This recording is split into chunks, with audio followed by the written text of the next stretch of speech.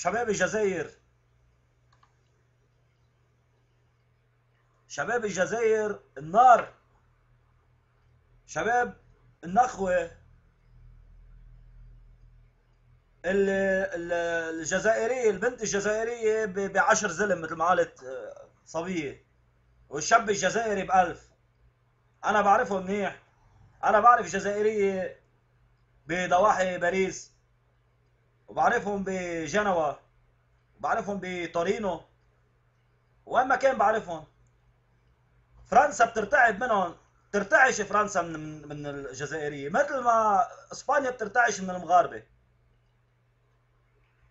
ما بدنا نرجع بالتاريخ نذكركم بالقنابل اللي فجرتها فرنسا، وباللي عملته فرنسا، وباللي سوته فرنسا، والمليون ونص مليون شهيد اللي اندفعوا لطرد فرنسا واطماع فرنسا، ومشكله اللي عملوها مشكله المروحه اللي هي كلها بدعه لالغاء الدين اللي على كل اوروبا. كانت مديونه، اللي ما بيعرف كانت امبراطوريه الجزائر لها ديون بملايين مليارات ذهب على اوروبا مقابل الاغذيه. اجت دمرت الزراعه فرنسا، واجت عملت المشكله وعملت الحرب والاجتياح بالتعاطى.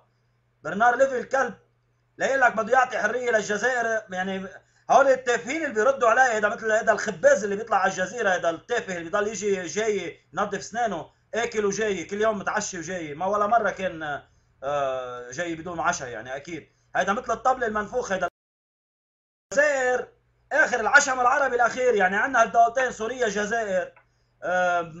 يعني شو المطلوب؟ شوفوا شباب الجزائر ما بدهم مين يقول لهم ولا عايزيني انا احكي لفهمهم مين هن. العالم كله بيشهد له شباب الجزائر، وبشكر دعمهم الدايم على طول باتصالاتهم، يقولوا لي نحن بباريس وشو بدك نحن حاضرين.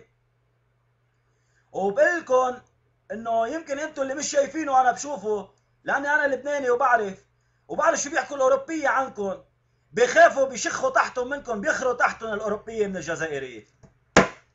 كل القصه وما فيها موقف الجزائر، موقف سوريا من الحرب على ليبيا خليكم بالواجهه اسرع، اما هن مستهدفينكم من قبل. يعني انا وقت ما اقدم فيزا على الجزائر، يعني قصة الإرهاب هي اللي خلت تقطع أوصال الجزائر عن العالم العربي. يعني ما في حدا ينكر هيدا الحقيقة. لهيدا أنا اللي بقول الجزائر خط أحمر. مفروض بأي محاولة لإظهار الجزائر إنه في شباب عم تتظاهر، ولا في أنا اللي نيجي نقول بالحقيقة، أنا مشان ما أحكي وأقول لك انتوا عم تلمعوا صورة أنظمة ولا عم تعملوا، نحن بدنا نحكي الحق. يعني أنا لا لي ولا علي بالموضوع، أنا بدي أحكي الحق. أنا كعربي من موقع بدي أحكي ما يتقبله الرأي العام والشباب، مش من قبيل هيدا واحد من الناس اللي بتيجي بتحكي وبتشكر بالأنظمة. لا، أنا عم بشكر بشيء اسمه استقرار، أنا عم بشكر بشيء اسمه دولة، استقرار أمني، غذائي، مالي، كل بوقت اللي دول عم تشحد. الجزائر عندها مليارات ودائع. طلبي انا من الجزائر الشباب، راح ارجع اعمل كذا حديث ونشير لكم شغله كثير مهمه. الجزائري كله يكون ايد وحده. انتم ينقصكم اعلام فضائي. يعني دوله مثل الجزائر، دوله عظيمه مثل الجزائر، مفروض يكون عندها اعلام فضائي قومي، يعني بس يرجف الارض ترتعد منه. هذا المطلوب. زياده عن هيدا، يعني كمان سوريا لازم تكون رائده بالمحطات